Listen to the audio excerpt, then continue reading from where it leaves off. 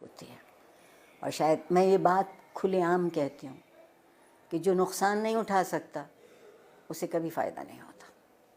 ہم نے بڑے برسوں سے، پچھلے بہت سالوں سے یہ ثابت کرنے کی کوشش کی ہے کہ ایک کاغذ کا ٹکڑا جسے آپ ڈگری کہتے ہیں وہ زیادہ اہم ہوتا ہے. اور اس کے لیے ہم نے نصاب تعلیم کو بھی، آپ دیکھیں نا، اگر مجھے انگریزی کا لفظ بولنے کی اجازت دیں، ملٹیپل چوائسز، کوئز، نہیں، یہ ہم طوطے تو نہیں پڑھاتے نا، ہم حساس ذہین انسانوں کو پڑھاتے ہیں اور ان کے حس اور ان کی ذہن سے کام نہیں لیتے.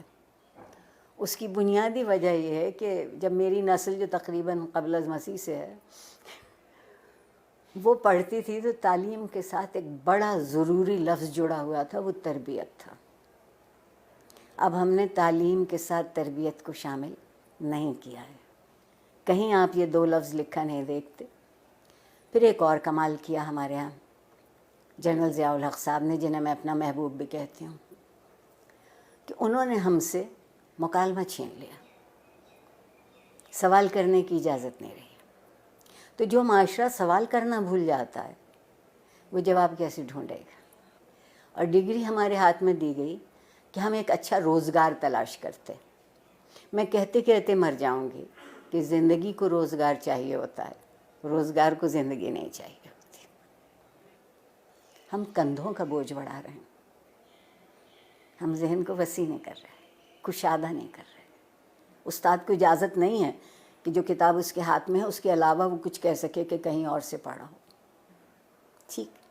پھر جو آپ کے یہاں مذہب کی دخل در اندازی ہوئی، زندگی کے سارے خواب 70 حوروں سے منسوب ہو گئے. 70 حوروں سے منسوب ہو گئے.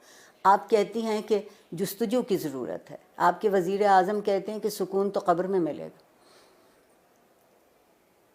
تو جو اس سکون کی تلاش میں، وہ جستجو کیوں کرے گا؟ بیٹھے بیٹھے انتظار کرے گا. ہمارے ہاں پیمانے بدلتے ہیں، ہمارے ہاں معیار بدلتے ہیں. اور جس معاشرے میں انصاف نہیں ہوتا وقت کی مصلحت ہوتی ہے.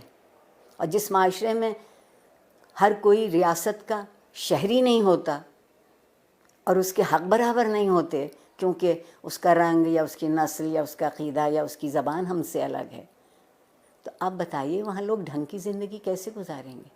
اور سوشل میڈیا اگر آپ مجھ سے پوچھیں تو بندر کے ہاتھ ادرک آئی ہے. جس کو یہ معلوم نہیں کہ اسی کو کتنا مثبت طریقے سے، اسی سے تربیت ہو سکتی ہے، اسی ٹول کو استعمال کیا جا سکتا ہے، اسی آلے کو ان کی طالب علموں کی بہتری کے لیے. مگر اس کی بجائے آپ وہاں دیکھیے تو کیا ہو رہا ہے. جب میں پل بڑھ رہی تھی اس زمانے میں ڈائری لکھنے کا رواج تھا، اور ڈائری اس قدر خفیہ چیز ہوتی تھی کہ جتنے اب نیب بینک اکاؤنٹ بھی نہیں تلاش کر سکتی. اب آپ کوئی بات لکھتے ہیں اور اس پہ 2-4 منٹ کوئی دوسرا کوئی تبصرہ نہیں کرتا تو آپ اداس ہو جاتے ہیں کہ میرے سٹیٹس پر ابھی تک کسی نے رائے نہیں دی. آگے بڑھنے کا اگر طریقہ ہوگا تو وہ یہ ہوگا کہ کچھ دنوں ہم سب گردن جھکا کے آئینہ دیکھنے لگے.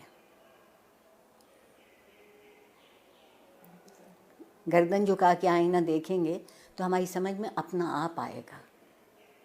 میں اگر اپنے آپ کو پہچان لوں، مجھے معلوم ہو جائے کہ یہ میری مثبت صورتحال ہے، یہ منفی ہے، آئیے مثبت کو بڑھا لیتے ہیں، منفی کو چھوڑ دیتے ہیں.